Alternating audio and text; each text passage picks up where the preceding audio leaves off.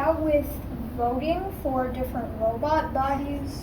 There was a taco bot, a 4-bar parallel linkage, one with a permanent attachment, and this one where you can switch the attachments.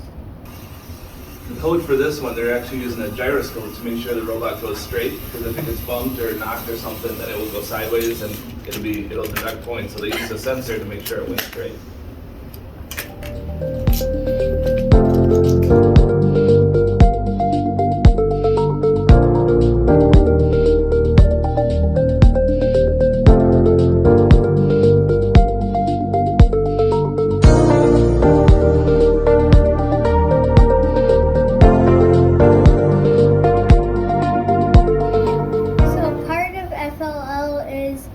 The innovation project, where you find a problem based on the theme of the year. Our problem was birds flying into wind turbines, and then we decided to spray citronella spray onto the wind turbines because birds and bugs don't like citronella spray. So a lot of companies put UV lights as kind of a marker, but that actually attracts the bugs, and then the birds go in looking for a snack, and then they fly into the wind turbines.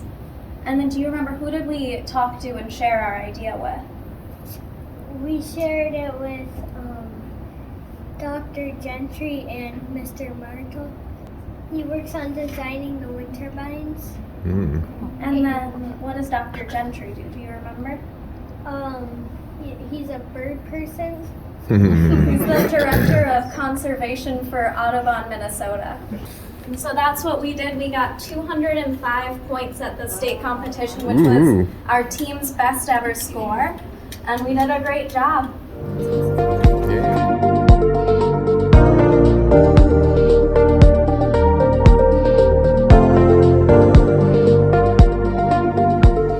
Well, our robot here, there's different parts to it. We have our control hub and expansion hub. This mainly is like the brain of the robot, tells it what to do. Our drivetrain has mechanical wheels. This can go omnidirectional, which basically means it can go any direction. During the summer, we worked on the drivetrain, and we made it so that the mechanical wheels can be protected by these two wall things, and we also have a 3D printed part right here that covers this part and holds it together.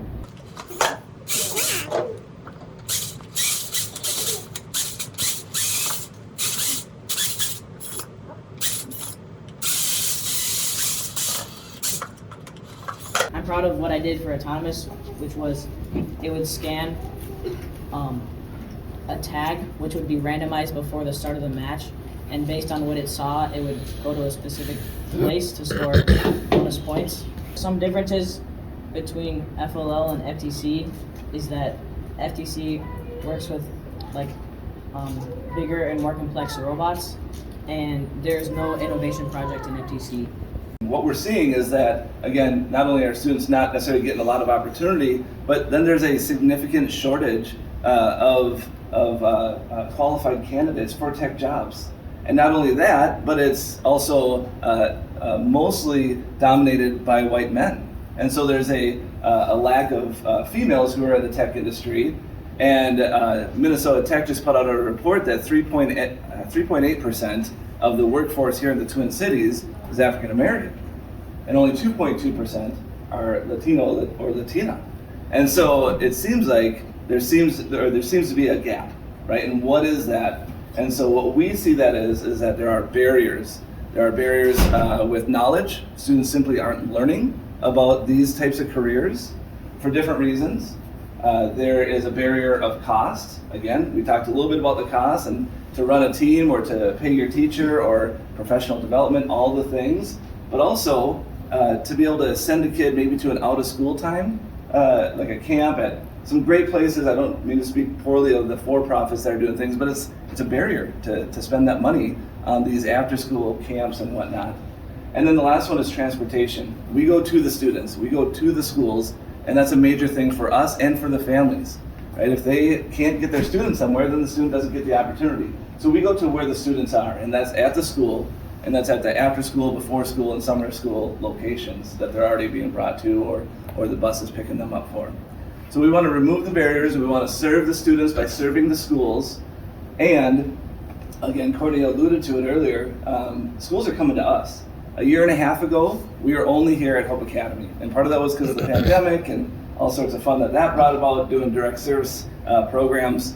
But then in all of 2022, we ended up expanding to 20 locations, serving over 2,000 kids. Create Minneapolis is changing the landscape of STEM education here in the Twin Cities, one Lego robotics class at a time, which is pretty exciting. We might be small and a little bit scrappy, but we are a mighty nonprofit, and it's really cool to be a part of what we do.